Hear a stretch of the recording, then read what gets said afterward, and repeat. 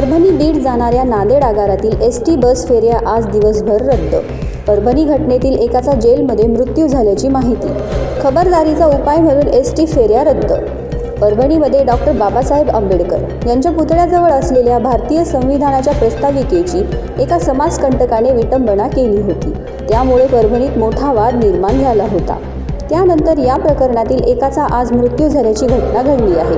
त्यामुळे खबरदारीचा उपाय म्हणून नांदेड आगारातील नांदेड मार्गे परभणी, जिंतूर आणि बीड जाणाऱ्या जवळपास सर्वच एसटी बस फेऱ्या आज दिवसभर रद्द करण्यात आल्या आहेत। एसटी फेऱ्या रद्द करण्यात आल्याने नांदेड एसटी महामंडळाचे मात्र आज दिवसभर 3,50,000चे नुकसान झाले, तर प्रवाशांची देखील मोठी गैरसोय झाल्याचे पाहायला मिळाले आहे।